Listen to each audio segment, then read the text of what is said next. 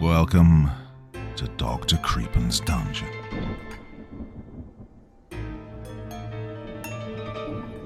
The fear of blood, known as hemophobia. It's a specific phobia that can have various underlying causes. While not everyone is scared of blood, it's not uncommon for some individuals to experience discomfort, anxiety, or fear when they see blood or even think about it. So a fine subject for tonight's 3 tales of the macabre.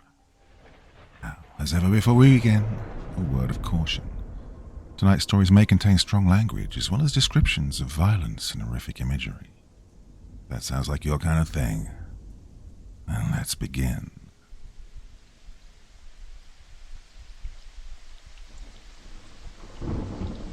The gala had been well attended, thanks to the efforts of his longtime friend Joseph. He considered Joseph only a bit pretentious, and when he'd so generously offered William the use of his art gallery on Julia Street as the venue for his much-anticipated re-entry into the New Orleans art scene, William gratefully, if not graciously, accepted. Joseph had indeed been a good friend, more like a brother, but William had the distinct feeling that this would be the last time his friend would bail him out, the last time Joseph would take it upon himself to promote his work, unless it was well received and, of course, financially lucrative. At one time, not that long ago, a new show by William Bacchus would have been crowded with eager buyers. Joseph would have seen a hefty commission from the sale of his friend's works, and William would have experienced a substantial increase in income as well as an inflated ego. One thing that William had never lacked was a healthy ego. Well, that was until the evening of his new show at the gallery on Julia Street. It was a cool spring evening, and the 3-room venue was crowded with throngs of New Orleans' patrons of the arts. The energy in the gallery was palpable, heavy with anticipation and expectation. Would-be buyers, wine glass in hand, stared intently at each painting and then moved on to another. The excitement began to chill. One could perceive the disappointment of the crowd, although the fake smiles did not betray their dismay, their dashed hopes of finding a new Bacchus painting for the wall of their uptown dining room. Well, the atmosphere in the gallery became almost embarrassing, and the smiling women, clutching the arms of their much older husbands, made their way to the doors and disappeared into the New Orleans night, no doubt to lament the fall of yet another promising artist. The gallery emptied. The walls echoed with sudden silence, the unsold paintings screaming the disastrous failure of the evening. Not one painting sold. Not one. William had overheard the chatter. Flat! The older lady with thick, caked-on makeup and artificial breasts had lamented. So one-dimensional, another had quipped. What a shame, the handsome gay man had sighed. William was one of the many who departed the show early, trying not to be noticed as he slinked out the double-glass doors onto Julia Street. He headed for the nearest bar. He had $40 in his wallet. That should be enough for 2 or 3 drinks in the trendy warehouse district of New Orleans. He sat, shoulders hunched, at the end of the bar, nursing a Bloody Mary garnished with a ridiculous amount of vegetables. He recognized, with his usual sardonic wit, that the damn vegetables took up most of the valuable space in the tall glass, space that could have been used for a little extra vodka. The tomato juice was weak, ugly red, and the liberal dose of Worcester sauce served only to transform the red into rust. Another waste of space that would have been better used for a bit of vodka. What the fuck, he thought, and ordered a double shot of Stoli. Passé, yes, but it would likely do the trick, and without the damn superfluous blood-red tomato juice and obscene green bean garnishes. He shoved the tall glass across the bar with a little too much emphasis, and the remaining rusty red liquid spilled onto the bar, splashing onto the immaculate white sleeve of his best, and only, dress shirt. "Oh, fuck me," he thought as he eyed the red stain on his sleeve. And then it came to him. So quickly, so easily, so obscenely. William knew exactly what he should do. He straightened his shoulders, drank the double vodka, and honed his plan. He smiled at the hooker who sat, legs crossed, on one of the high-back leather chairs at the bar. Well, she was obviously out of her league, uncomfortable in this pretentious bar. Her skirt was far too short, and her fake fingernails too long. She was thin, possibly from some type of drug use, but that wasn't the problem, he thought. He would wear surgical gloves if need be. He sized her up. She would do, he thought. She'd do nicely. William chatted up the hooker with a charm he didn't know he still possessed. Soon, they were headed towards his French Quarter apartment, and he held her arm lightly, as a gentleman would do. Angel couldn't believe her luck. She hadn't really thought she would find a John in the fancy bar on Julia Street, but she was desperate and would have tried just about anything for money. The rent was a week past due, and she hadn't had any blow in 3 days.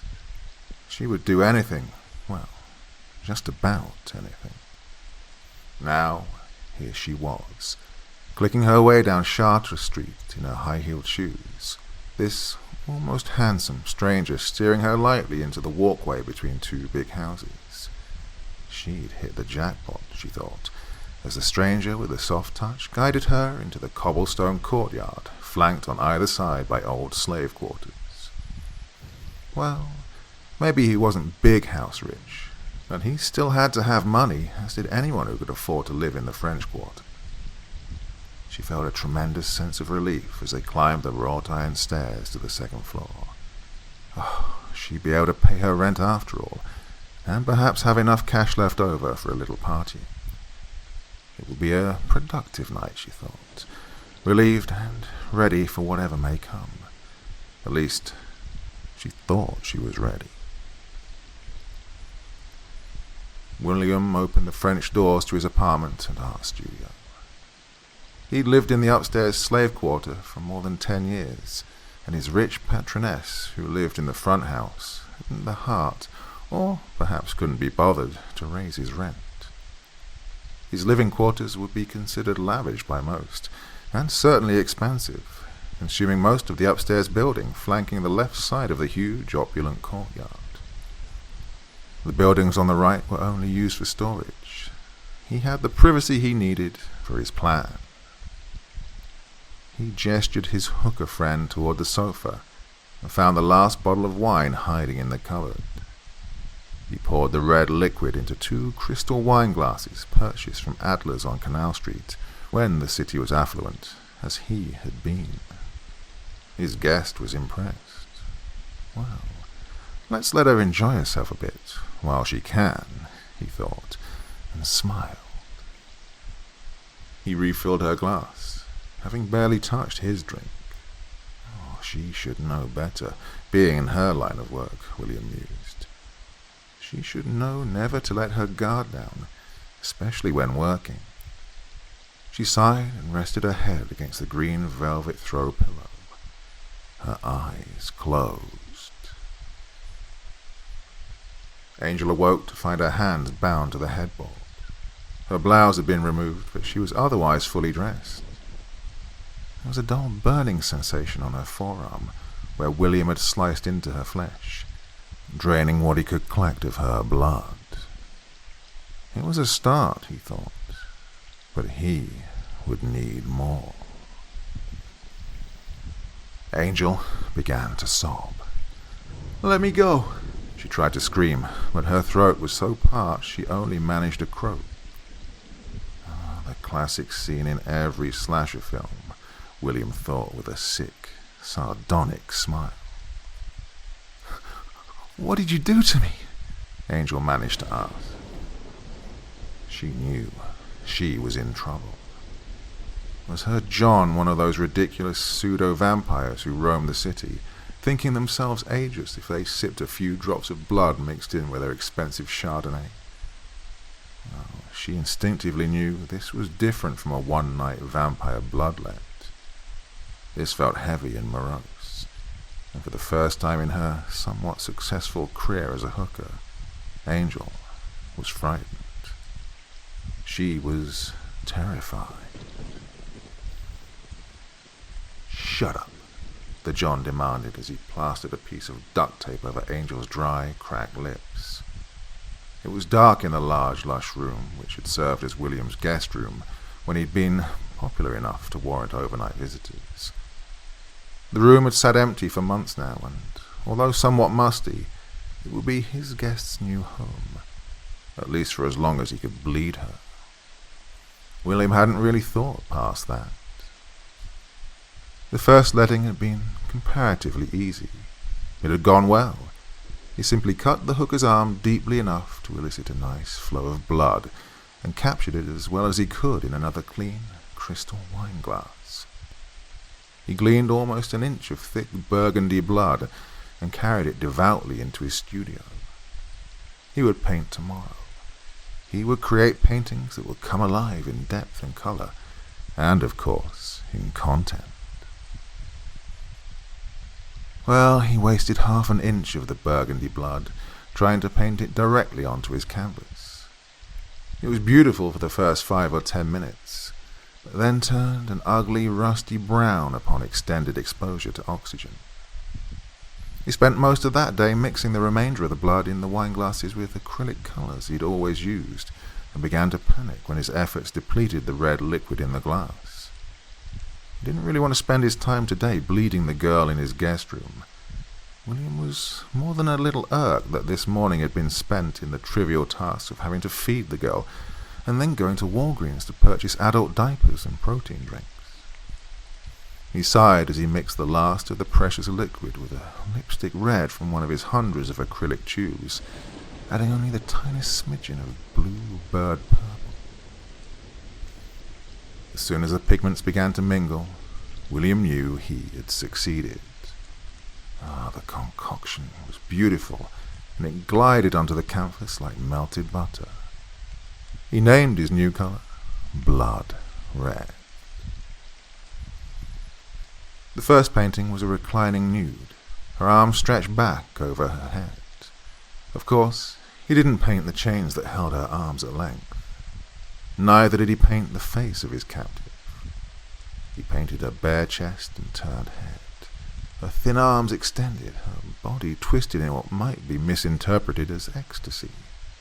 It reminded William of Bernini's Ecstasy of Saint Teresa, a face of pleasure and pain, or perhaps Joan of Arc at the post as she cast her eyes toward the heavens and embraced the flames. "What's your name?"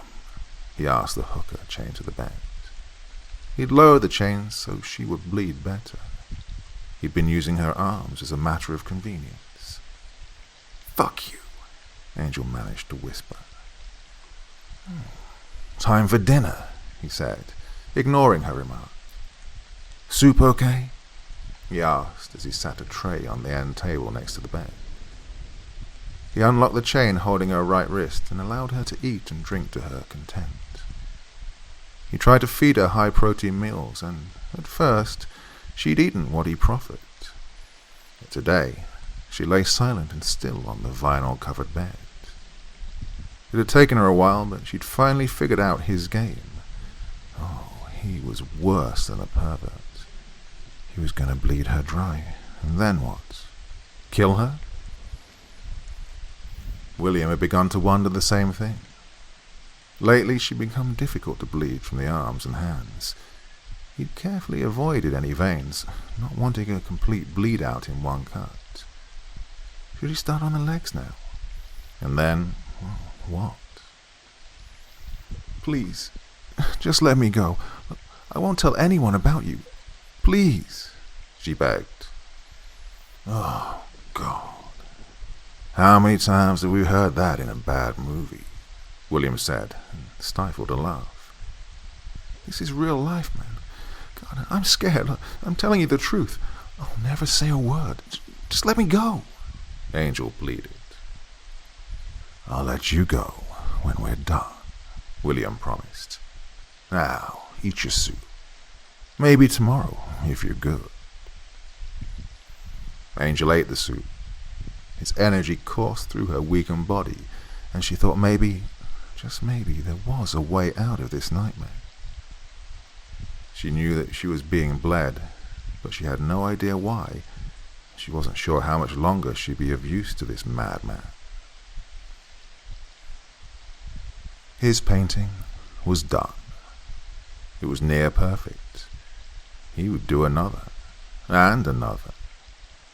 He worked with an energy he hadn't had since he was a young, successful artist. One destined for greatness, one critic had written in the, well, whatever magazine. That had been almost 10 years ago. He'd somehow slipped out of grace during those years of drinking and partying and having every woman he wanted. He'd forgotten how to paint. His offering stayed unsold, and he was all but ostracized from the big art events around town. Yeah, well, that's gonna change, he thought. They've never seen anything like this. He'd call his new show Ecstasy. So William bled Angel for his next painting. He carefully mixed blood and paints and began his next piece. He'd all but begged Joshua for one more chance, and had taken his first piece, entitled Angel, to the gallery in an effort to persuade his friend for space. Joshua had studied the painting for less than a minute, and had acquiesced. William would have his show in 2 months, and open on white linen night. Angel had stopped eating, and she stopped peeing into the diaper that he'd provided for her. She'd apparently stopped all bodily functions with the exceptions of sleeping and breathing. It was obvious to William that he would soon need another source. So he dug a makeshift grave in the flower bed that sprouted gardenias and jasmine in the back corner of the courtyard, and unceremoniously dumped Angel and her meager belongings into the hole. He wasn't sure if she completely stopped breathing. He didn't want to know. He was manic, his mind laser-focused on her replacement. That shouldn't be too difficult, he thought. There were plenty of two-bit hookers in New Orleans, girls just trying to get by, girls who were lost to the underbelly of the city, stray cats prowling the night. Angel felt the soft earth hitting her face, her torso, her legs. She lay still, her breath shallow. Her purse lay over her face, providing an inch or so of breathing space, and the dirt of the flower bed was soft and porous. William was in a hurry, and covered the body with about a foot of loose soil. He dampened it with his foot, and left her there, either dead or surely dying. When Angel heard his footsteps fade, she whirled a single finger to burrow upward into the loose soil. She poked through the dirt and saw a dim remnant of daylight filtering through the crumbling soil. Fresh, sweet air trickled into her tomb. She breathed, but she lay still. She waited. She watched the last of the winter sun fade through the tiny home. Darkness enveloped her, and when she finally saw the dim light from the man's apartment go dark, she slowly began to claw. The dirt gave way fairly easily, and she climbed out of the shallow grave. Laying motionless under the cold, damp earth for 6 hours had given Angel plenty of time to think. She decided not to run to the police. They would likely sigh and take a report, but simply chalk the incident up to the hazards of being a hooker. No, instead Angel had hatched a plan, and that plan was what gave her the strength she needed to rise from her grave. Angel stood, her stiff legs threatening to buckle. She drank greedily from the faucet over the sink in the laundry room and felt her legs steady a bit. Watching the windows of the man's apartment, she washed herself, careful not to make a sound, managing to remove most of the residual soil from her body. She carefully navigated her way through the maze of greenery and onto the cobblestone courtyard. She quickened her barefoot pace through the walkway and saw the wrought iron gate that led to Chartres Street. She half walked, half ran the blocks to her Bywater studio, uncovered the key from its hiding place, and fell onto her bed. She'd been held and bled for exactly 2 weeks. The middle-aged landlady, Alma, took one look at Angel and almost screamed. Alma had climbed the narrow stairs to the second-floor apartment with every intention of chastising her young tenant about the late rent payment. But after seeing the girl and hearing the horrific count of Angel's 2-week absence, Alma gently chided the child for not going to the hospital. She cleaned and dressed Angel's wounds as well as she could. And for the next few weeks, she fed her young tenant healthy stews and juices and sat at her bedside. Alma insisted Angel stay in bed and not worry about the rent. "It's my gift to you," Alma insisted. Angel cried, from relief and from joy. It was the first gift she'd ever received. William rented a room and gave the front desk clerk a $100 bill for the room and another $100 for his discretion. It was an older hotel in the back section of the quarter, and one of the few that was not blanketed with the eyes of security cameras. The older man dressed in black who opened the front door doubled as a bellman and security guard. It was not unusual for rooms to be rented by the hour or two. The desk clerk handed the bellman one of his crisp bills, keeping the other for himself, and then went back to surfing the internet on the hotel computer. Room key in hand, William headed to the hotel bar. He ordered a vodka on the rocks and waited. He didn't have to wait very long. "So, what's your name?" William asked the petite blonde who'd been eyeing him for at least 10 minutes. "Bluebird," the blonde answered sincerely. "Cut the crap," William said as he handed her the gin gimlet for which she'd asked. "Diane," the hooker answered. "Not that it's any of your business, but my name's Diane." "Well, if it's okay with you, I'd like to get to know you a little better. I sort of like knowing who I take into my bed, if you know what I mean." William sipped his vodka and managed to smile just enough to seem genuine. He wanted to be a little bit more certain that she was a loner, as were most of the working girls. I don't have any diseases, if that's what you mean," she answered. "Neither do I," William said. He had no idea if he had any diseases or not. He was, after all, New Orleans. "Are you from here?" William asked, once again attempting innocent conversation. "No, Mobile. We've been here 6 months. You want to know my shoe size too?" Diane's irritation raised a red flag for William, and he realized he should back off.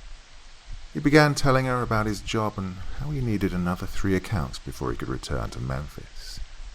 He realized then that he was a fluent liar. "Oh, you're a good-looking guy," Diane noted. "Why would you need to pay for sex?" she asked.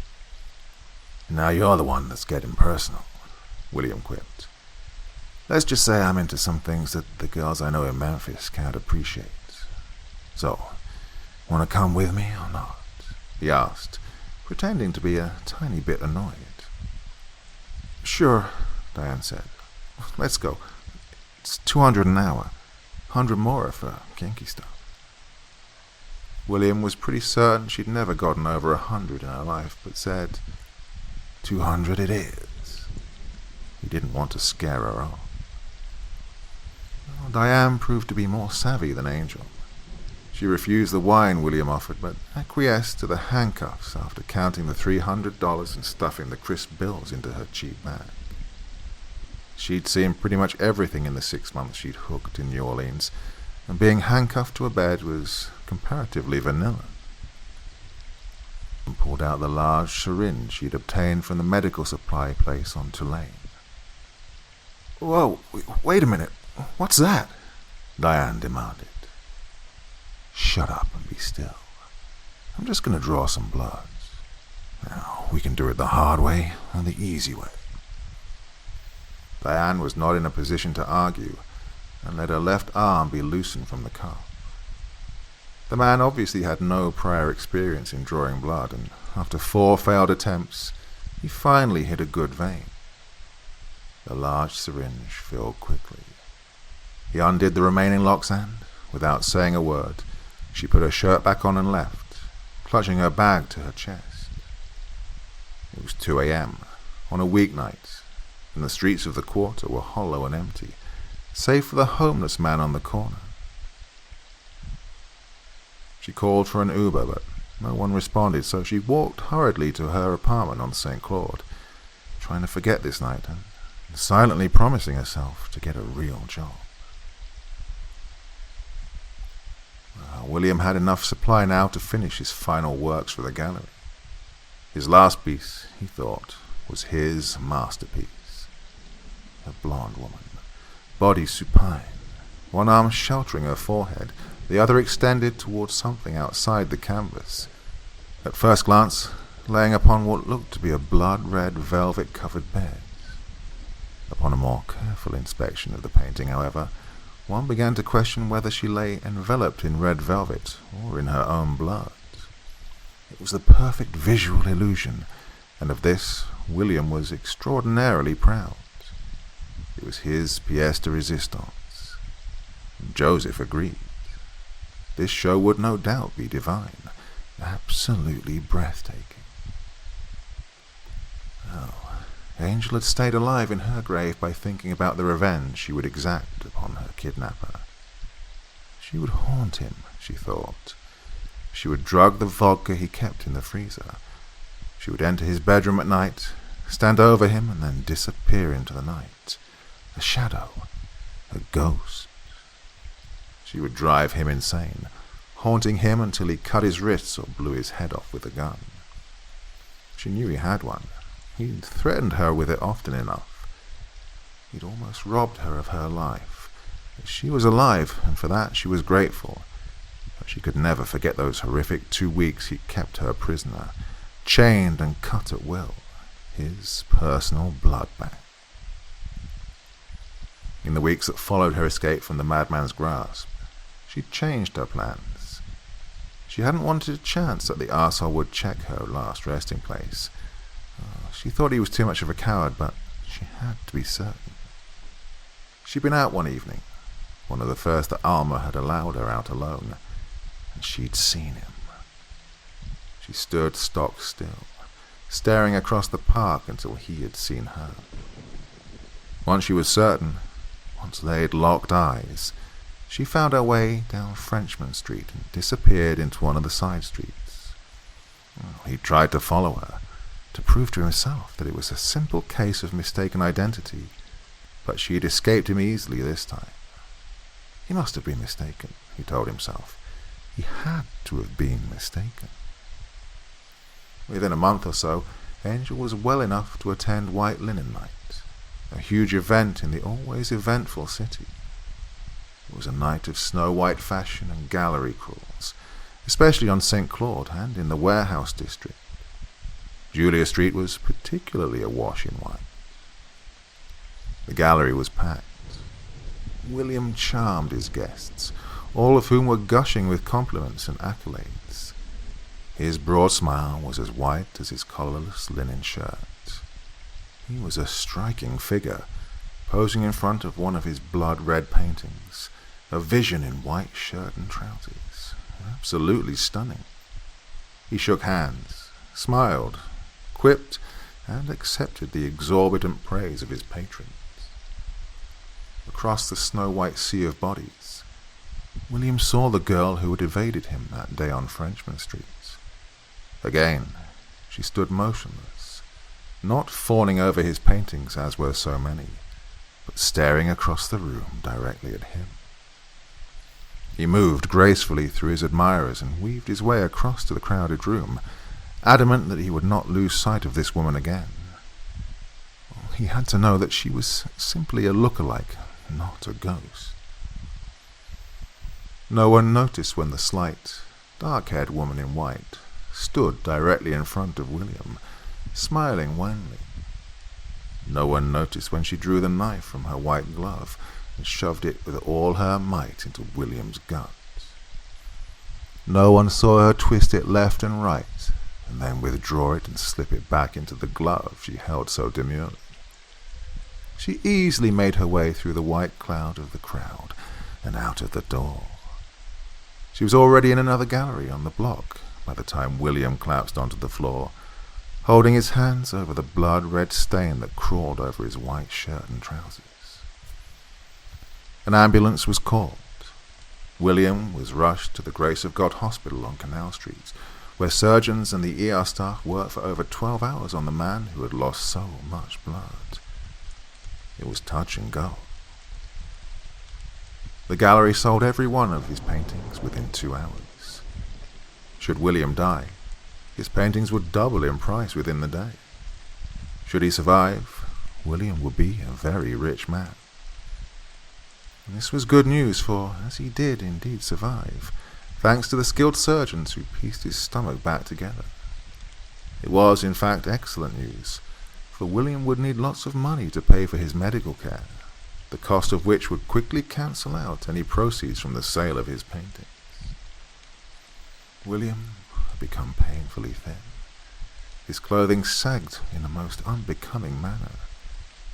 He had survived the vicious and unprovoked attack, but his stomach had been severely and irreparably damaged. He had a difficult, if not impossible, time ingesting enough nutrients to sustain him, and consequently he was severely anemic. Yes, the artist would require extensive and continued treatment for the remainder of his life.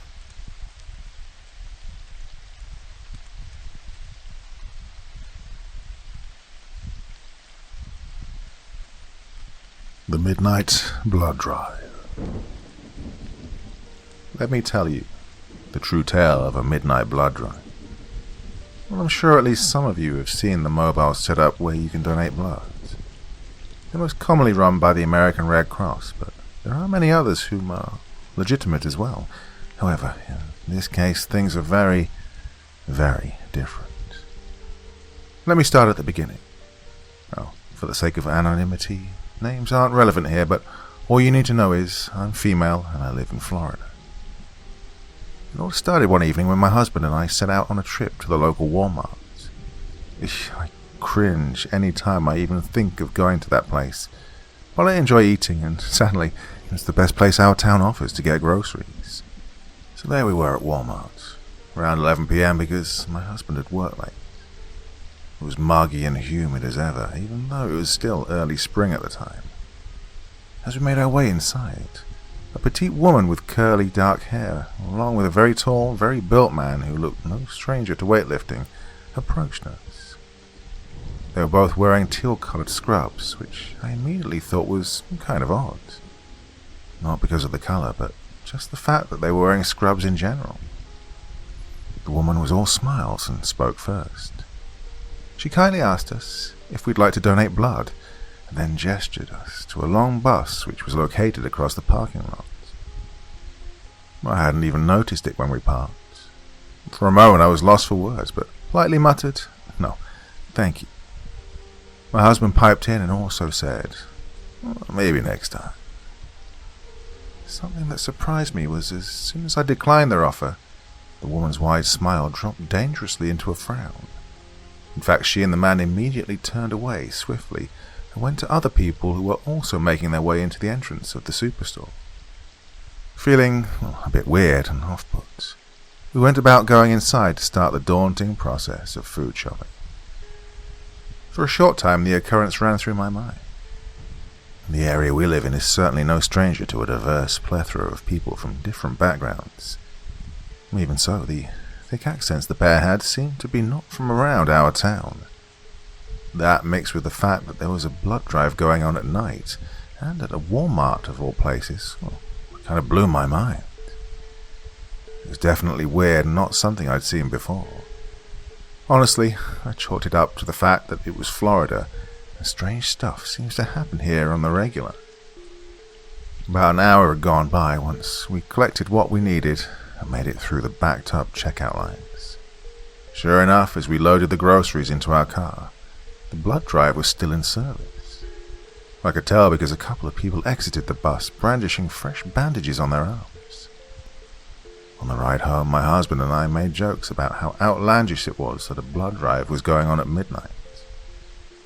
That it was probably vampires preying on unsuspecting victims who at first willingly go to donate blood and end up getting more than they bargained for. And after a few days, we forgot about it, to be quite frank. A week passed by, and this time my husband needed to pick up a few things he wanted. I wasn't real keen on going to the store, but I went anyway just to get out of the house. This trip was earlier in the evening, I'd say around 7 p.m. We pulled into the Walmart parking lot, and surprisingly enough, that damn blood bus was there again. Once my husband had parked the car, we went inside and I opted to stay behind.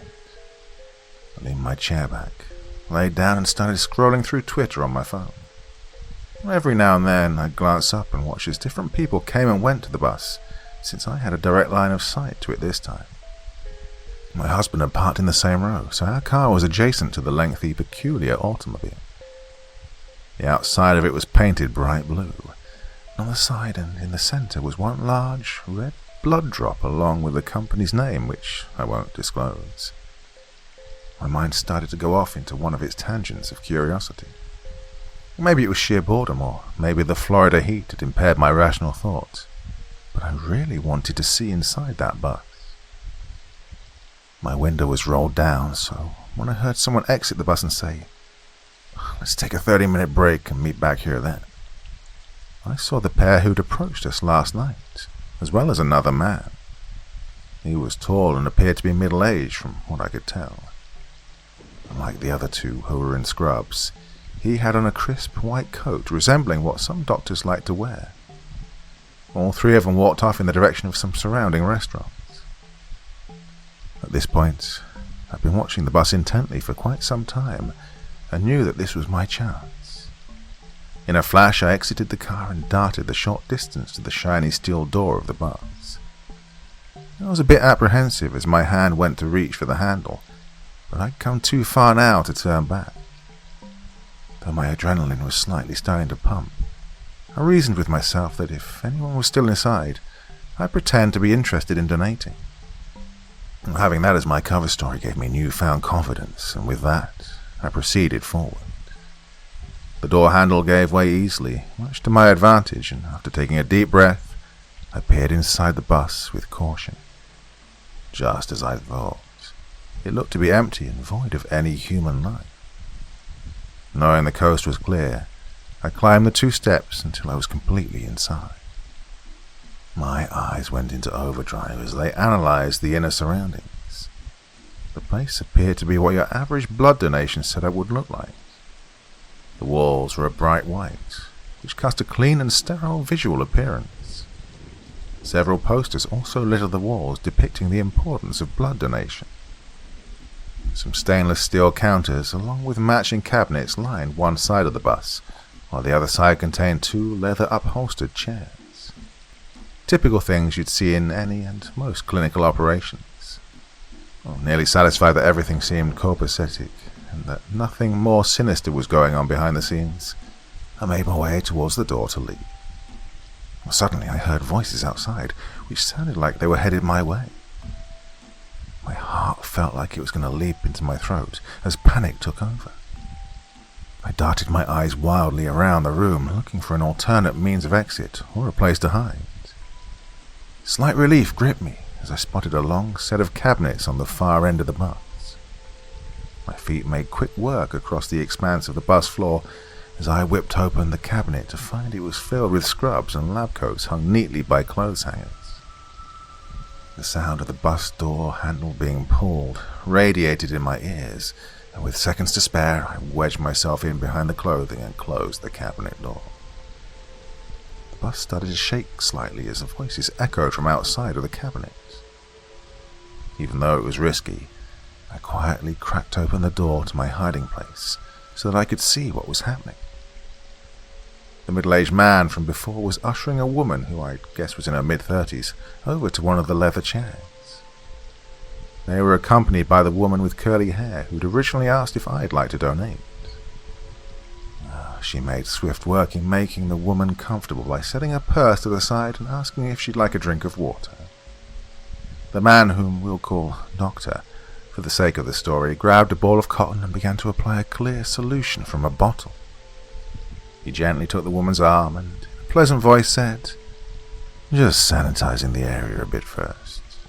There we go." He then walked over to one of the counters and began preparing the needle, or so I thought.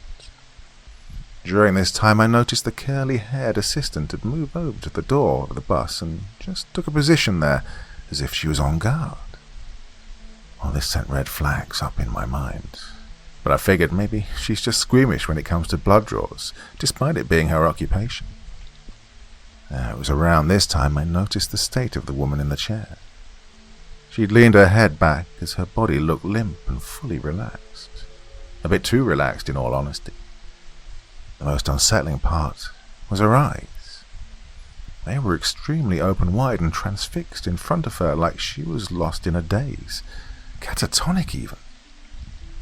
I was starting to get very uncomfortable. Something wasn't right here, and I was trapped in the confines of the cabinet in the middle of everything. Suddenly, the most horrific noises emanated from the doctor in what I could only describe as the sound of someone asphyxiating. Strained groans and a sputtering noise barreled from within its throat. In a flash, his coat and shirt were shed on the ground, fully exposing his upper half. His fair-toned complexion was now a vivid dark grey, like that of burnt coal. The deep ridges littered his skin and were rough and looked cracked in appearance. Something akin to the consistency of sandpaper, I would imagine. His salt and pepper hair now lay matted against his head. I gasped inwardly as my sight fell upon his ears. They'd morphed into some kind of horned monstrosity which stretched upwards toward the ceiling. Hastily, I wiped my sweaty palms on my jeans and tried to keep my now highly erratic breathing quiet. Every bone in my body kept wanting to go into flight mode, but I knew that was not a wise idea. Against all smart thought and better judgment, I couldn't tear my eyes away from the scene before me. Things escalated within seconds as the doctor's mouth went agape and opened in an unnaturally wide fashion. A slender, foot-long tongue extended from within the cavern of his mouth and immediately latched onto the forearm of this dazed woman. Loud suction noises threatened to deafen me. I covered my ears with my hands in an attempt to shield them from the pain, and even so I watched on intensely like some perverted voyeur. With each draw of blood from the doctor's wretched tongue in her skin, his veins began to pulse and protrude beneath the surface of his darkened epidermis. They were a bright crimson red, whose intensity grew with each sickening suck. An involuntary gasp escaped from my mouth as an immense fear overtook me. It must have been louder than I thought, because the doctor, or rather the now blood-crazed being, whipped his head in my direction. As his eyes scanned my vicinity, I saw they were crimson red as well, all except for the pupils. They were as black as tar and dilated, giving off a visceral, inhuman visage. I backed into the cabinet as far as I could, while the words, "Holy fuck," tore from my lips.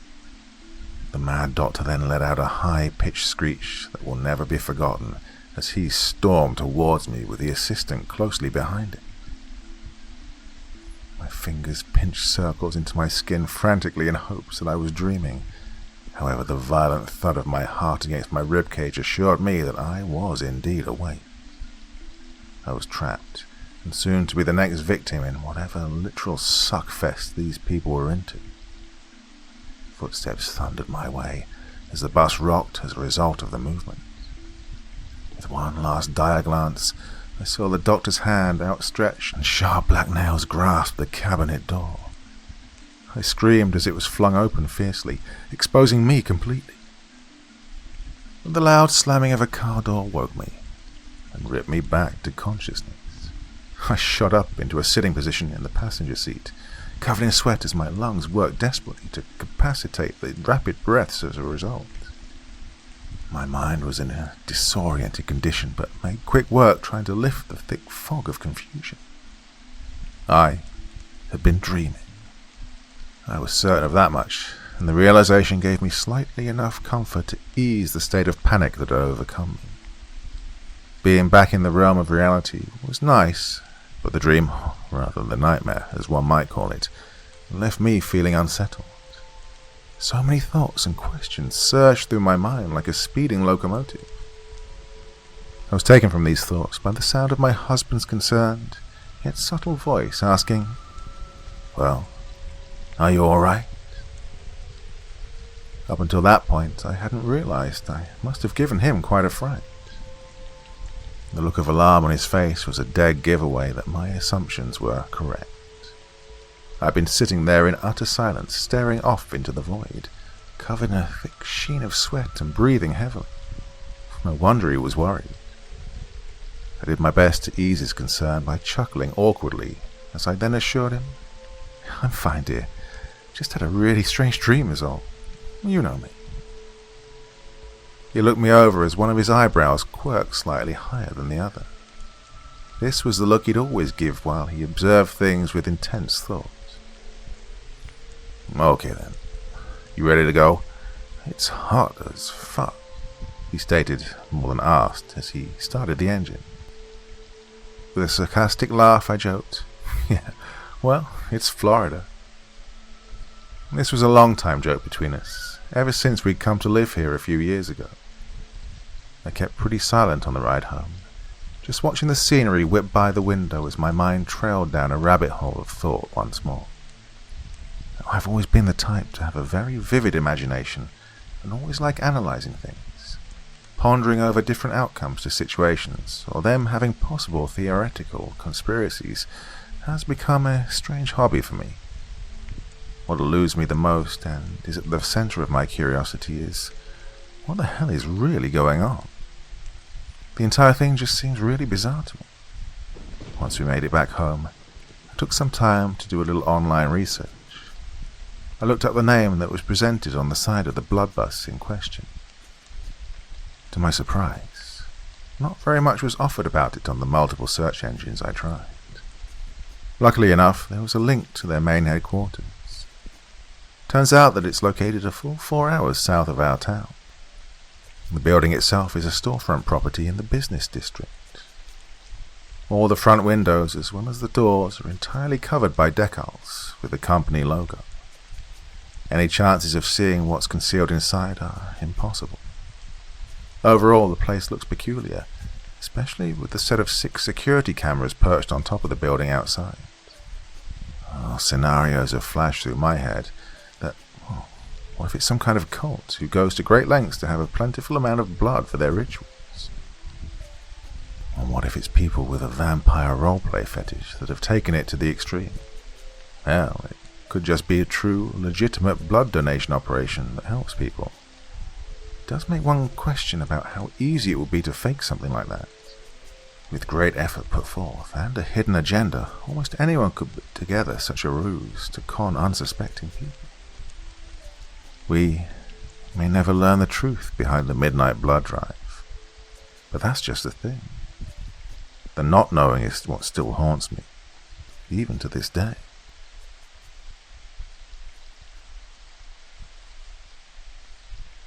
Well, it has been said that sometimes you change your mind, but on other occasions it's the mind that changes you. Now, a word of caution about tonight's tale. Although a work of fiction, it uses allegory to discuss some pretty upsetting everyday occurrences and feelings that we all have, If that sounds like something that might bother you, then tonight's story may not be your cup of tea. For those that remain intrigued, let's begin. The Blood Canvas. Day 1. The world has changed. Subtly, over time. It didn't happen overnight. Well, I figured it'd be a good idea to tell my story, mostly to keep myself sane. I don't even know where to start. I'm new to all this recording and expressing my thoughts. It's just, I need someone or something to talk to. I need someone to understand the hell I've found myself in. The sun went out yesterday, turned into a ball of grey, cloaking the world in hues of black and white. Even my own skin has taken on a lovely shade of pale white. Not that it's much different than the previous shades. It's better even. Now I feel just like everyone else. Let's talk about everyone else. They're gone. They've been replaced by unthinking shelves of their former selves. It was rather distressing at first, watching my friends, no, peers, don't have friends, watching them slowly change. I'd say they withered away, but if my lackluster parents ever taught me anything, it was not to lie. And so I won't lie. They didn't wither, they grew. Their arms grew down to their feet, and their bodies lost all of their fat and hair. Their skin sagged due to the lost fat at first, but then slowly grew and stretched slightly across their bodies, turned bleach white in the process. The face in particular had an interesting reaction.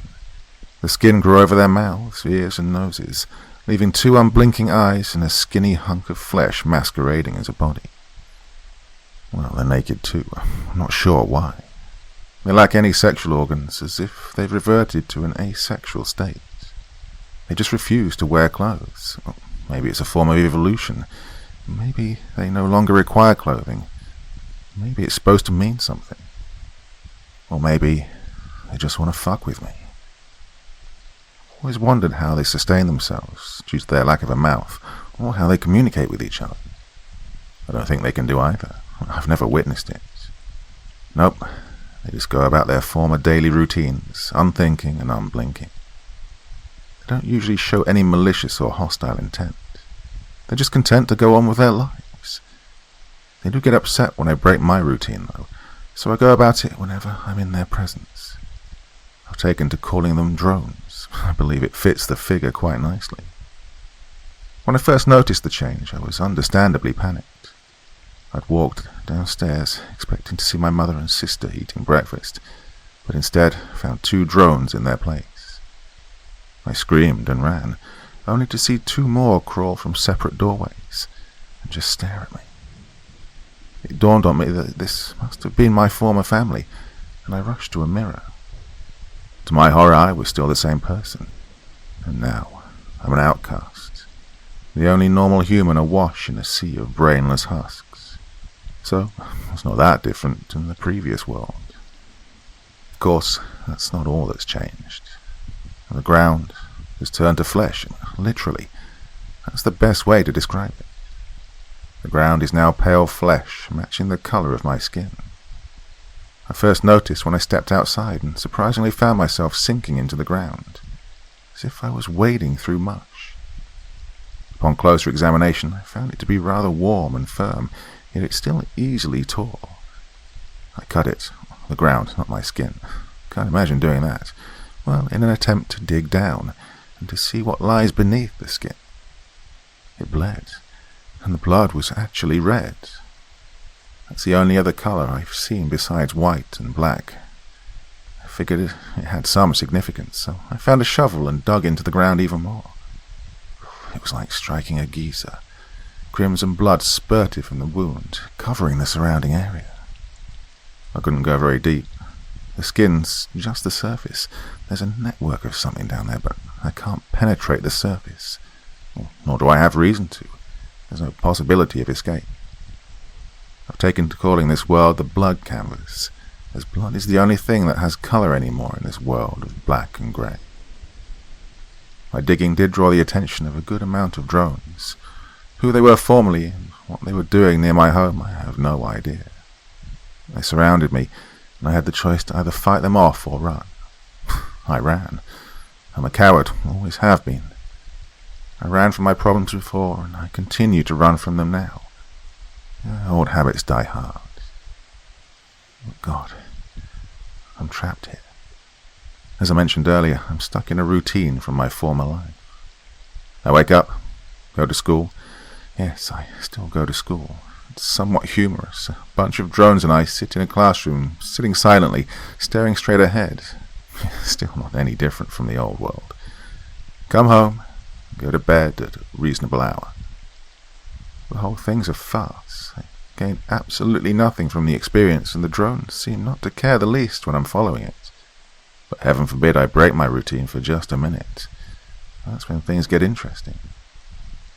If I do one thing out of the ordinary from my past life, the previously harmless drones will gather around and swarm me.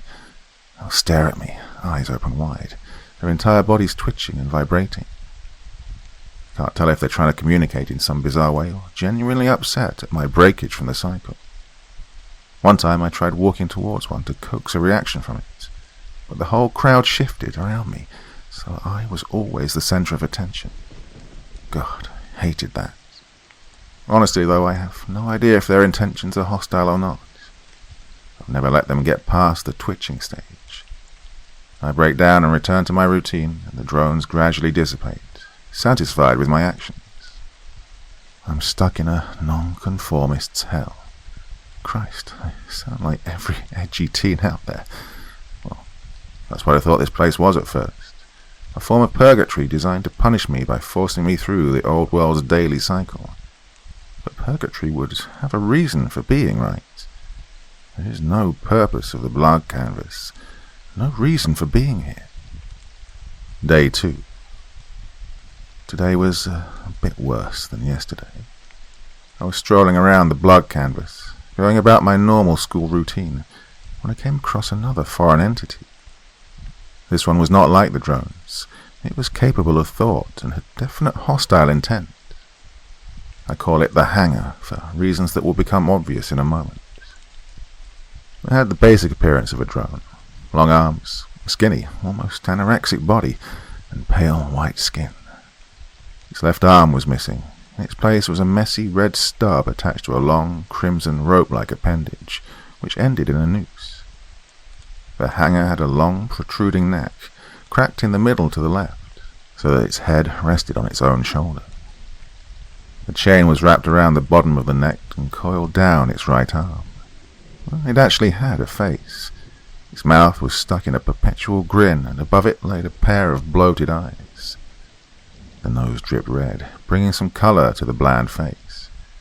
Strangely, its right arm was covered in stitches, sometimes torn open, revealing a nasty, crimson wound underneath. The final difference was that the Hanger was not asexual like the drones. It was definitely male, but it was still naked like the drones. What I'm getting at is that its penis was exposed too. I could see that its tip was red, and I honestly didn't want to look further to find out why. I'm sure you understand. None of the drones noticed the Hanger. I tried to ignore it too, pushing the thought of it to the back of my mind, in the hopes that it would ignore me. It didn't. Instead, it followed me around the grey school campus, smiling, waving its noose and pointing at me. There was something about the Hanger that seemed strangely alluring. I couldn't tell you why. This thing was inhuman and so sickly, but its naked form was so... Never mind, forget that part. There was something strangely familiar about the Hanger, like I'd seen it before, but never took it seriously. I don't know why it chose to manifest itself now. I was sitting alone, eating lunch, watching it about 30 feet away when it decided to actually do something. It pointed at the nearest drone, signaled its downfall, swung its noose and lassoed, well, for the lack of a better term, it lassoed the drone. Well, the drone was taken by surprise. The noose tightened around its neck and the drone began to panic, making a loud, muffled sound, of which I assume was a scream.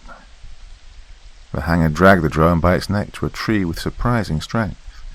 The noose looked decaying and frayed, hardly stable, and grabbed the drone's twitching head with its free hand. The hanger then threw the drone over a low, yet stable branch, acting as a pulley.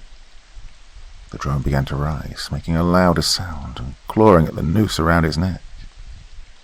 I just sat and watched the poor drone get lynched. Streaks of red flowed from the drone's neck. I assumed the hanger's noose was barbed or something.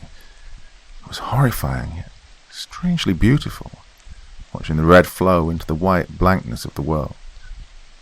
I didn't have time to admire the queer beauty of the scene. The hanger waited until the drone was silent and dangling, released it, and began walking towards me. Now, I'd been reasonably calm watching the drone get hung. After all, it was a brainless shell, brought back to reality seconds too late. But the thought of me being lynched flooded my mind with fear and panic. I'd waited too long. The hanger was closing in. I'd been sitting on what was previously a patch of grass, now turned to flesh. Well, the flesh ground was unavoidable. I found grass flesh to be softer than the hardened flesh that replaced the concrete. I got up to run. My shoe dug too much into the flesh, and I ended up falling and tearing a patch into the ground. Fresh crimson oozed slowly out of the ground's wound, and the hanger stopped its advance to ponder this new development. I was still on the ground, in pain, realizing that I'd skinned my knee and was bleeding. The hanger was above me, its ankles now tinted red as it stood in the ground's wound. I began to sense a feeling of pure joy, not joy, acceptance. I realized how strange that sounds, but it was still true nonetheless. The pain of this world and the previous world would finally be over. My salvation was finally at hand. I accepted my fate and waited for the cold, rough noose to close around my neck. Choking to death wasn't my primary choice of death, but it would suffice. Well, obviously it never came, since we're both here right now. No, the hanger decided that it didn't like something about me. I looked up as it stood over me. Its pale, naked body reeked of decomposition. I got a better view of the creature, not that I really wanted to. Its skin was rougher than that of the drone's. Some patches had rotted away entirely, leaving a mess of black and grey in their place. Hair grew in patches all over its body. Some areas natural, some unnatural. Blood was dripping onto the ground in front of me. I forced myself to see why. The head of its genitals was cut down the middle, causing the red splotch I'd seen earlier, and now it was dripping before me. It too was covered in stitches like its arm. Some were also torn open. Looking back on it, the image is still unnerving and makes me question my own sexuality. I know, we'll talk about that at a later day, as it probably has something to do with this whole situation, but right now, I just want to talk about this beast. I cringed, waiting for the hanger to make its move. Instead, it stood there staring at me. The perpetual grin began to fade, replaced by a look of horror. I looked at its crooked face and tried to follow its eyes. It appeared to be staring at the wound on my knee, as if afraid of it. A peculiar thought entered my head. It feared my blood. Well, this was the only conclusion. I'd surely have been hung by now if not for the sudden shock of pain and the aftermath. The hanger began to back away as more of the red flowed from my knee, and I began to grow more confident. I'd finally found my defense, in the form of my own flesh. Why this was, I still have no idea. It makes no sense, really. Then again, nothing makes sense in this world. Still, with this new knowledge, I dug my fingers into my wound and began to tear, ripping the scratch apart and allowing more blood to flow through. And actually, the pain was already fading, replaced by a feeling of elation and power. The hanger was a good distance away. I stood up and started walking towards it, showing the blood on my hands. Drones, too, began to mass around us, glancing back and forth between us two. They made no move, instead choosing to simply stare. Interestingly, they didn't show any remorse towards their fellow drone that lay suffocated behind them. I suppose they don't have any feelings for one another, unless united against a common cause. I started walking towards the hanger. It let out a shriek, its mouth now fully agape. And then it ran, as simple as that. It was afraid of my blood. Well, for some reason, I have no desire to question why, and had fled the premise. I returned to my spot of sitting and resumed eating lunch, satisfied that I was safe for the time being. When lunchtime was up, I walked over to where the drone had been hung and examined its corpse. Its eyes were now shut, creating a face of pure flesh. I could see the spiral of red around its neck and saw that it indeed had come from multiple holes in its neck. I left it there. Some other drone would surely come upon it and clean it up. I haven't seen the hanger since. It's probably too afraid to show its face now. But why be afraid of blood? Obviously, blood is important in this world. It's the only thing that has colour. Fascinating. Utterly fascinating. Well, perhaps I'll collect more from the flesh ground and study it. Away from the drones, of course. That's the other thing. The drones are hiding something. I know it. Maybe they're like a hive mind or something. There's just something off about them. More so than the fact that they're walking sculptures of skin. No, I don't want to discuss this any further. It's been a long, tiring day, and we can talk tomorrow. Day 3. I know what you're thinking, but no. I want to talk about another event like yesterday. Trust me, it does wonders to get this out of my head. I come downstairs for breakfast, expecting to see the drones of my former family members waiting for me. Instead, I saw a large, bloated mass rummaging through the kitchen drawers. I didn't react to my presence at first. I knew that this thing was hostile. The hanger had been the only unique thing in the world so far, and this thing was on course with how disgusting it was. So I grabbed a knife off the kitchen counter and started walking towards the mass, which I saw to resemble an incredibly obese and disfigured person. He stood on 2 legs and was bent over, looking through the shelves, his buttocks shoved straight in the air towards me. It wasn't a pretty sight. This thing was fat, inhuman, and I swear I could see its skin occasionally ripple and gurgle, as if something moved beneath it. There were no red or dark spots that I could see. The thing had bleached white skin. It reeked of foul-smelling chemicals, which began to burn at my eyes as I got closer. And then it turned around, catching me mid-stride and revealing its, well, I guess her, full self. Well, to call this thing a her would be an insult to my gender, so I'll refer to it as the burn. That's what I noticed first. The burn marks on its bulging throat, dark spots of black that would constantly bubble and boil, like a constant chemical reaction. The burn was less like a drone than the hanger was. It was the size of 3 drones rolled together and mashed into a ball. It had short, stubby limbs instead of long, limp arms. They protruded out and seemed to be mainly there to maintain balance. Looking back on it, the burn made a great antithesis to the hanger. It too had a face, or at least part of one. I couldn't see its eyes, instead seeing 2 shrunken sockets that extended deep into the creature's head. It had long dark hair that hadn't been cut in some time, but it nearly fell to the floor. The most defining feature of the face was the burn's mouth. It was simply a wide slit cut across the entire face, with a slight grin to it. Constant liquid drool emanated from within, the colour white, nearly matching the bleached colour of the skin. I could hear the liquid sloshing around, and when the burn opened its mouth to breathe, I could see the liquid being stored in it. The burn would occasionally try to swallow down the liquid, but to no avail. It would instead vomit it back up to the floor. I could smell the fumes from its breath as it moved towards me.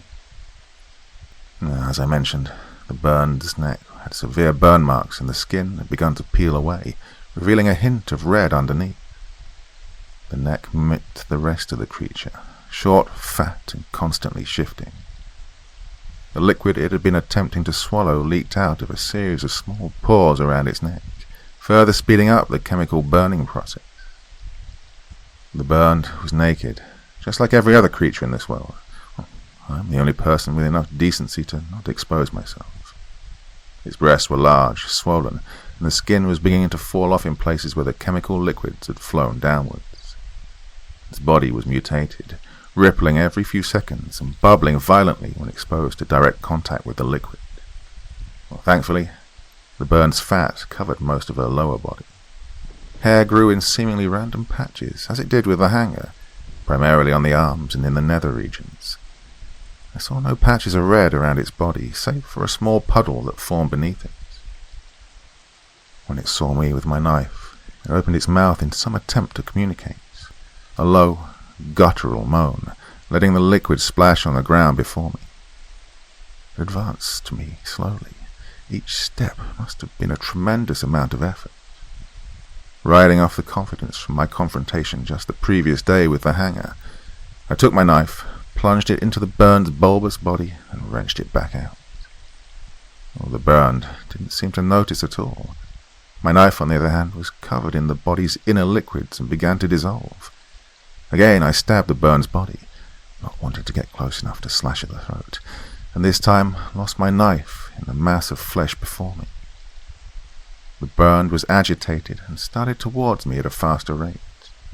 Then it stopped, a gushing sound filling the room, and vomited on the ground between us for a solid 10 seconds.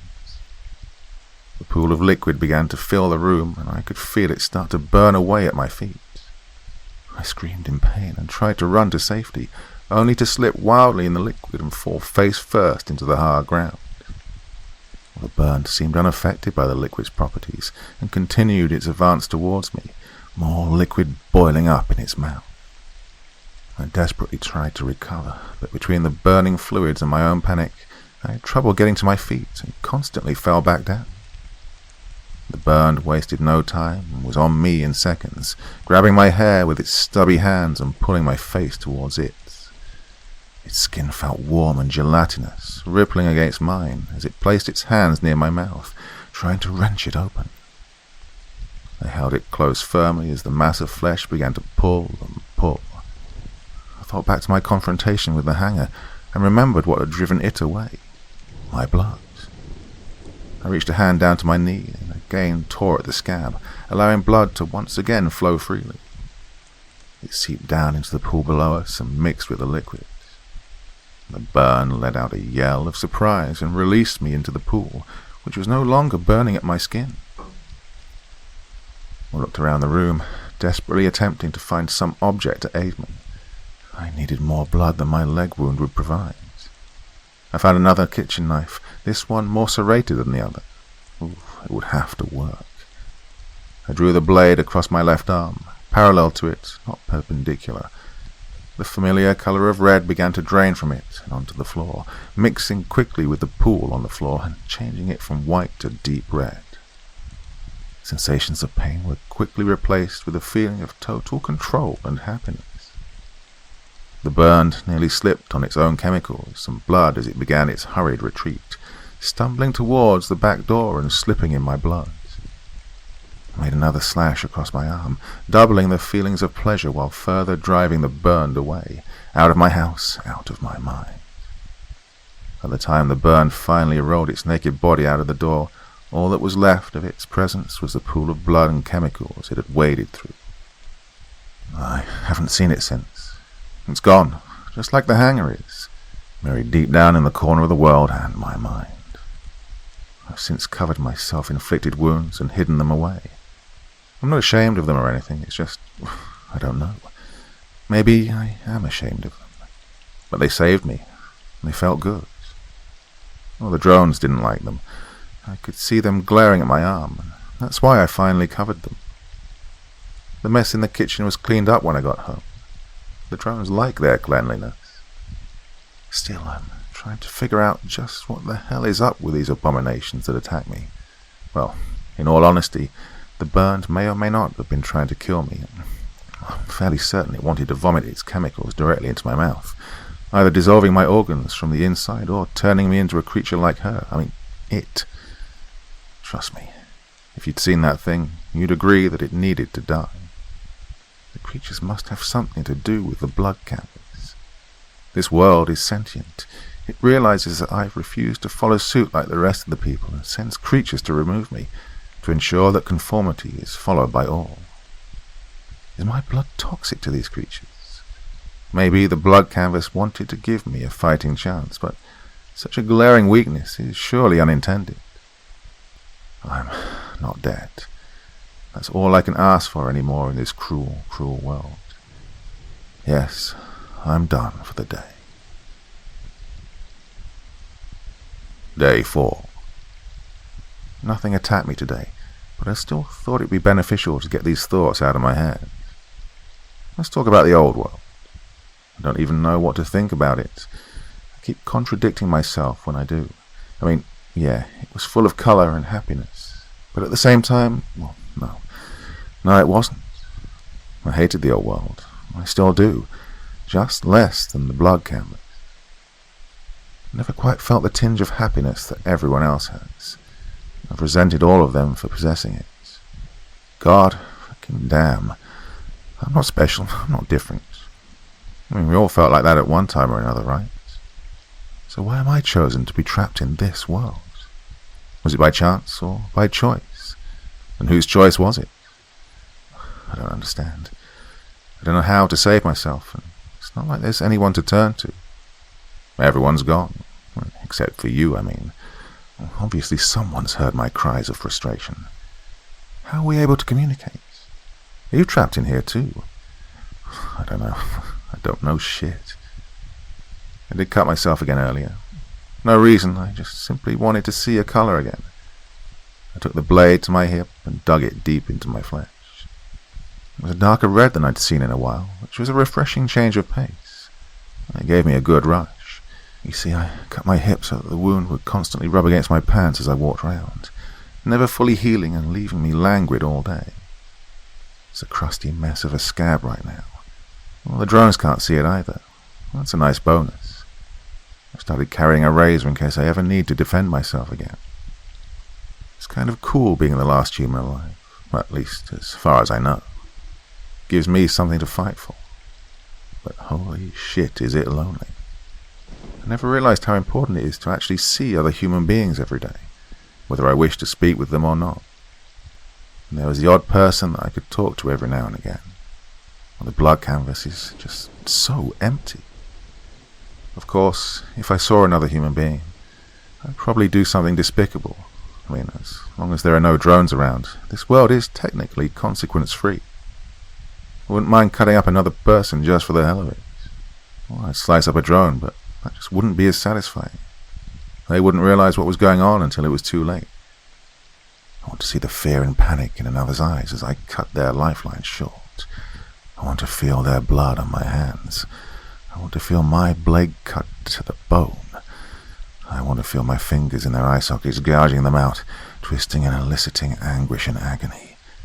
And then I want them to die. I want them to regret leaving me so alone.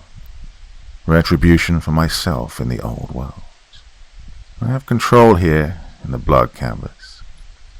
Oh, Christ, that sounds really awful. I don't mean it. Look, sorry, I got a bit carried away. God, I hate thinking like that. Really, I do. Sometimes I get flashes back to my old life. Yeah, I suppose I've buried that enough, but come on, I'm stuck in another world. You can hardly blame me. I don't know what was worse, my peers at school or my parents at home.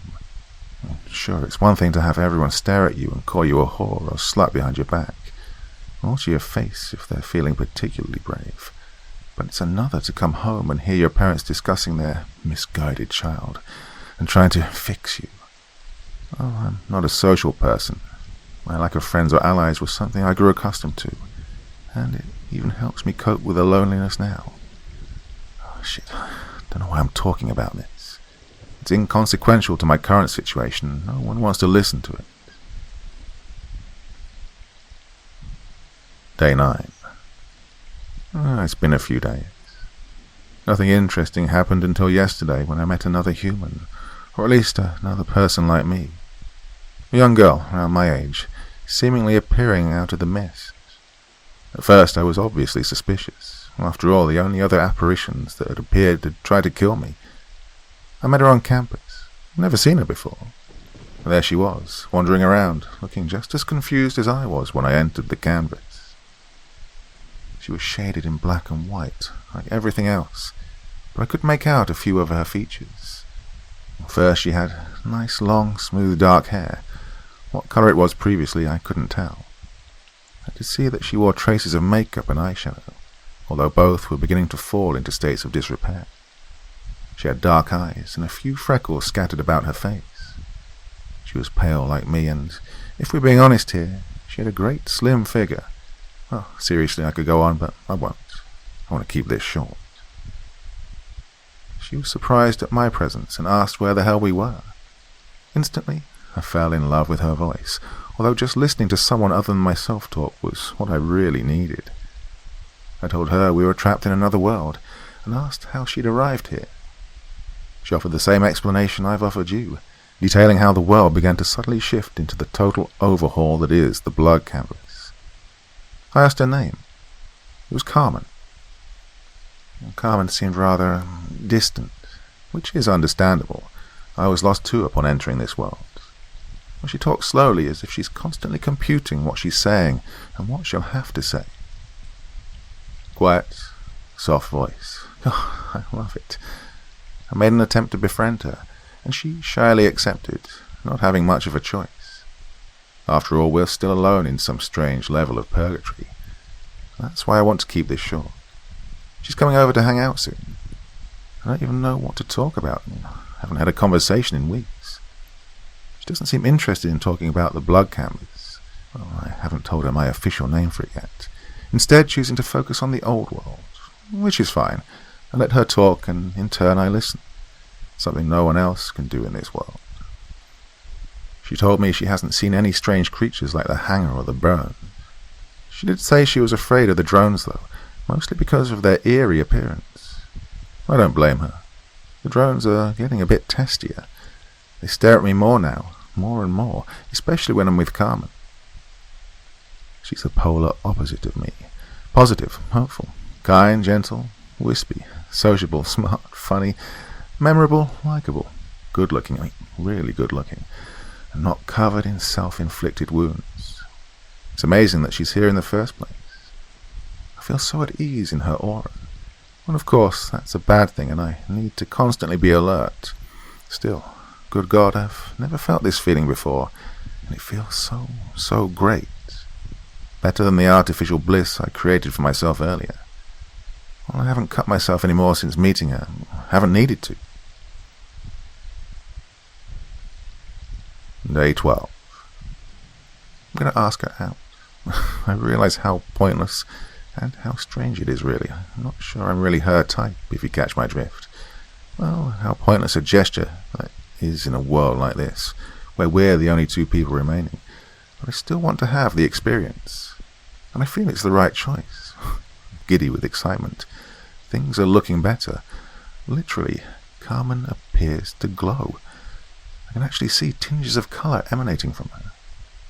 The first was obviously red, but I swear I've seen glimpses of blue and green. Blue eyes. I swear she has blue eyes. I'm afraid to ask her. She doesn't like being reminded that she's trapped in this alternate dimension. Well, anything beats the black and white droll. The sun still burns bright, bleach white, and the ground is still flesh and bleeds, but damn it, my whole world has actually changed. I haven't seen any other hostile abominations, and neither has Carmen. It's like she keeps them away.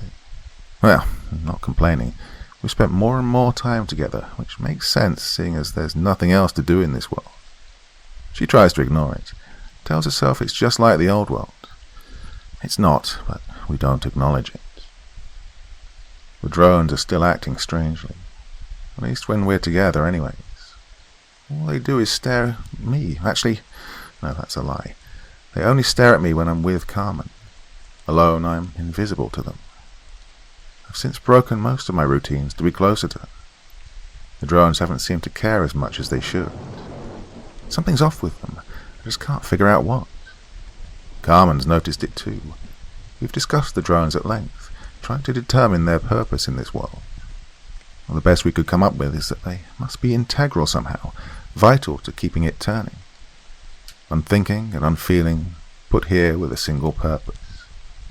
We've tried interacting with them, only to get no response but a glare. They're deaf to it all. This is going to be short. I need to see her again. I'm almost afraid that I'm beginning to rely on her. Well, almost. I don't mind that much. Don't quite know how I'm going to ask her. Well, I could do something spectacular. She wouldn't expect that. I don't know, but I'll let you know if it works. Day 13. It worked. Day 19. Color. It's back. I can't believe what I've been missing. Okay, it's not a total miracle. There's still some black and white, and the ground is still made of flesh, and the drones still roam about, but holy shit, I'm finally happy.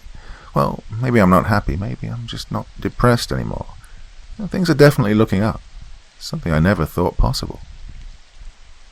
Well, I don't even know what to say here. I'm so good at bitching and complaining, not so much saying positive things, but I'm getting better. So's Carmen. It's nice to finally have a real friend, not to mention a girlfriend. I mean, sure, we were pushed together through necessity, but that's beside the point.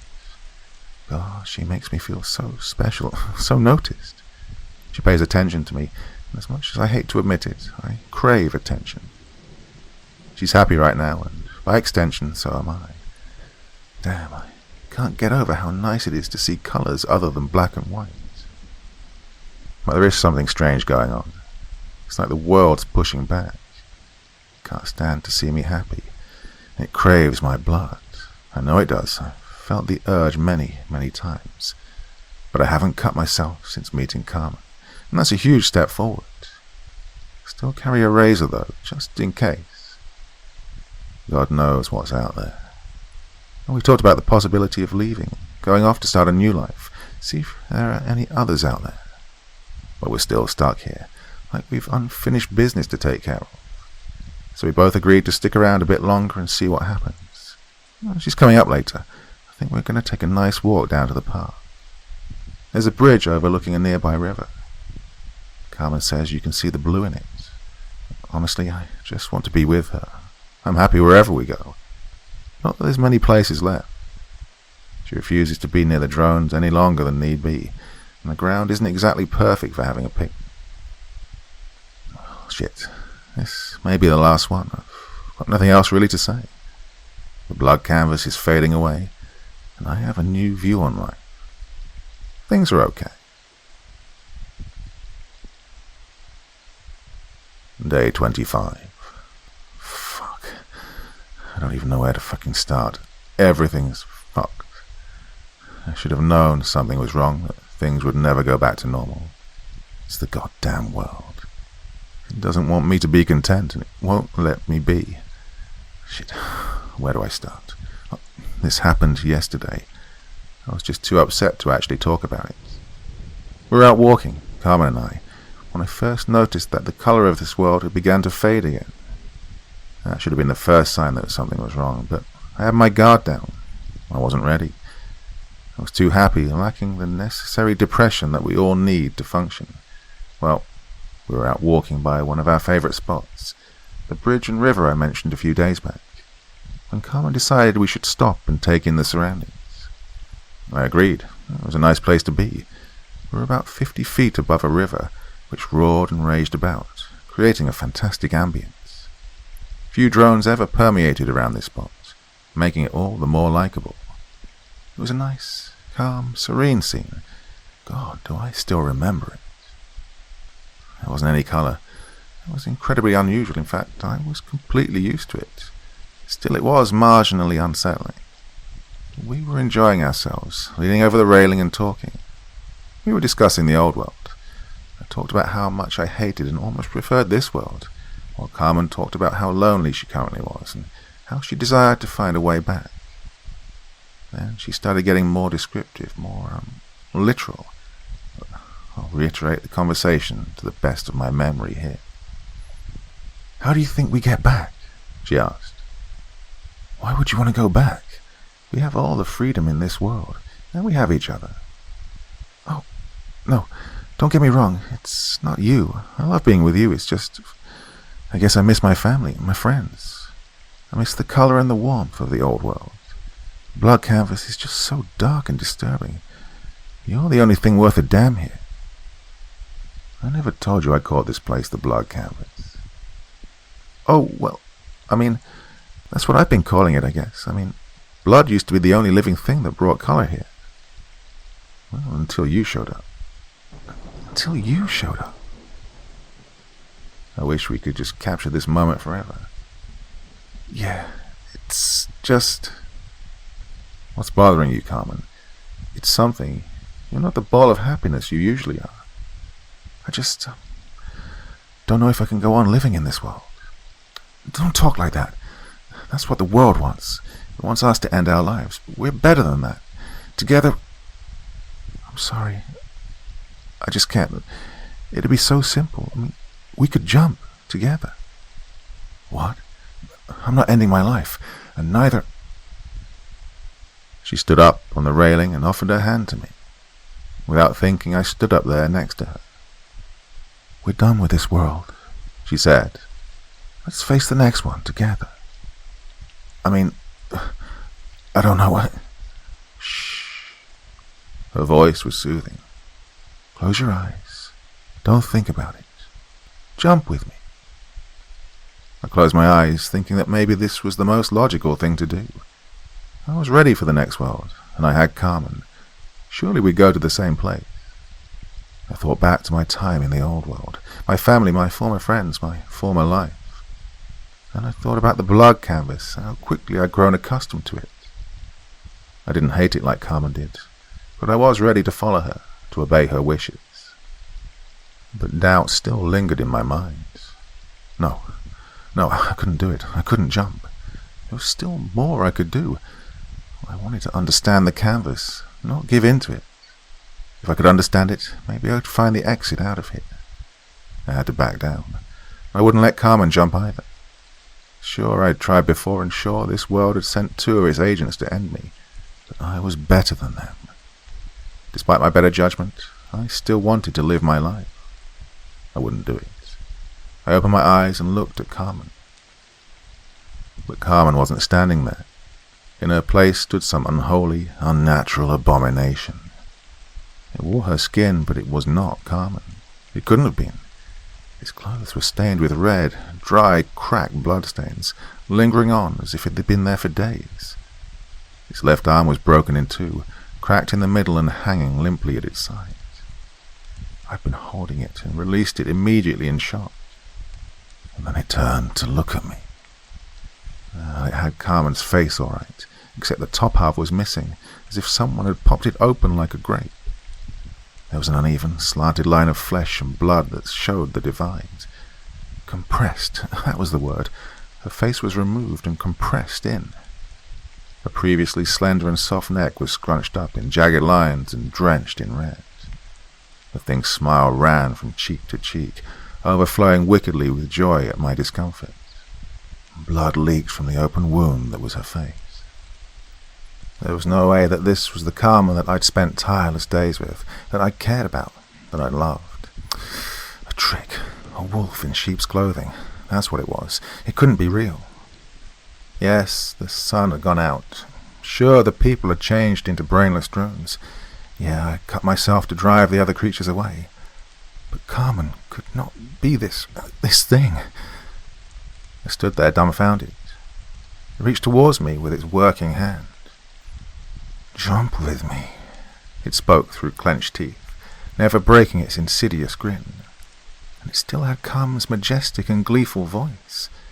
Out of everything, its voice was what really stunned me. I stumbled backwards, nearly falling onto my back in horror. It still stood on the railing and bent down to put its face even with mine. I can't. You're not the same. I struggled to find words. The thing didn't struggle in the least. Weak, pathetic, scared. Hearing those words in Carmen's voice broke something inside of me. The creature never broke its hideous grin and went on. I'm offering you a way out. That's what we've been wanting all this time, right? No, that's not what I want. Liar. You're afraid. You're afraid of what comes next. I could smell its foul breath, tainted with blood and death. No, I'm not. Its grin widened, and the thing grabbed my arm and pulled me close, our faces pressed against each other. His voice changed from Carmen's. It deepened and took on a more ferocious and aggressive growl, demonic even.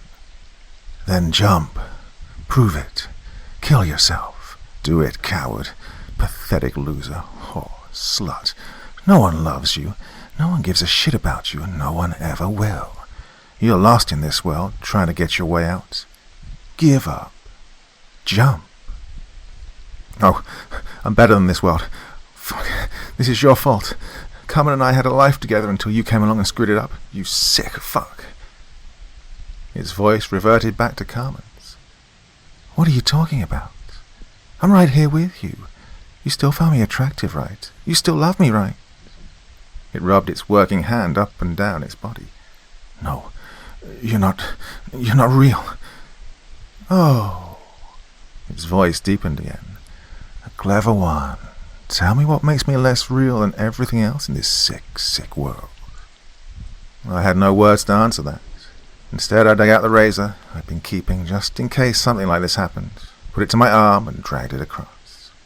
Crimson once again oozed out of the fresh wound. "Bleed your problems away. Can't even answer the fucking question." Its voice twisted, obviously in pain. "It's not that simple, your problems. They'll bury you before you bury them. Farewell, my friend. Good luck finding someone else to give you attention." It switched back to Carmen's voice one final time. "I love you." It blew me a kiss and dropped off the bridge, falling into the river and rocks below. I didn't look for the body, choosing instead to dig deeper into my flesh, control and assurance returning to my body. Day 32. It's been a week. I spent it in loneliness and depression. The drones are gone. I barely noticed.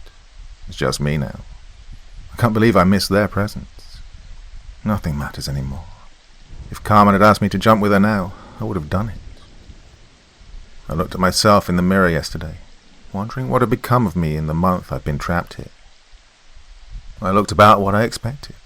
Skinny, malnourished, broken, sullen, disgusting, filthy, unhealthy, unattractive, and altogether miserable. I don't even see blood anymore. That color's been lost. The feeling of ecstasy it once brought me has faded along with it. I stared at myself for a good 15 minutes, wondering just what in the hell to do with myself. And then my reflection moved, of its own will. I watched it take out the blade I kept in my pocket and put it to its wrist. Then it sliced it clean open in a near-perfect cut. Dark grey liquid flowed from its wrist and poured onto the counter adjacent to it. Then, with some difficulty, my reflection repeated the process with its other wrist. Its arms were drenched in presumably blood as it held them out towards me for me to observe.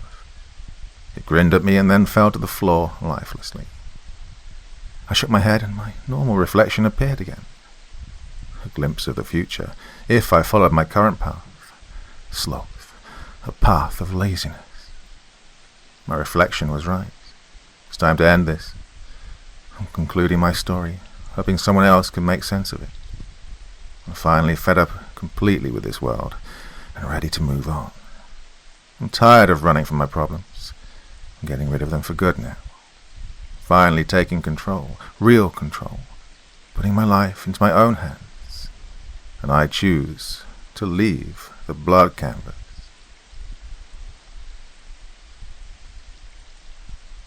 So, Doc, that's it. That ends my story for today's session. What do you think? Am I a crazy teenager or what?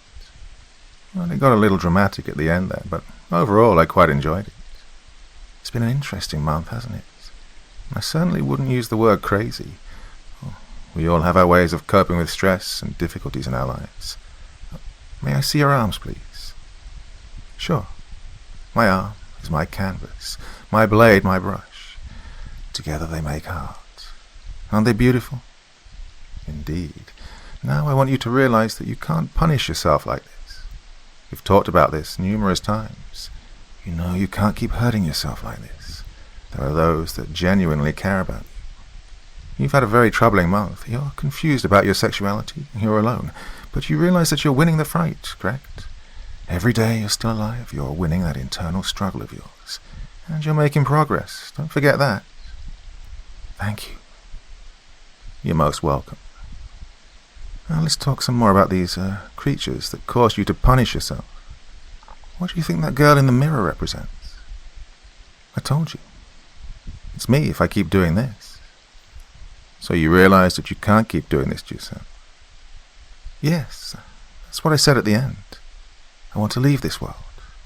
I'm going to listen to you. I need someone else to pull me out of the blood canvas. Well, I'm glad to hear that. First, we need a better way to deal with these punishments, these creatures. Oh, they're not punishments. What would you call them? Justifications.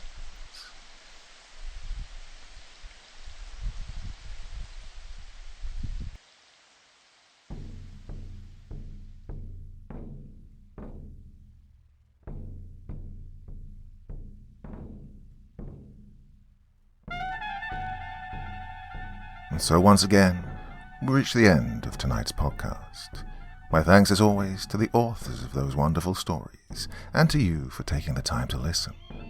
Now, I'd ask one small favor of you.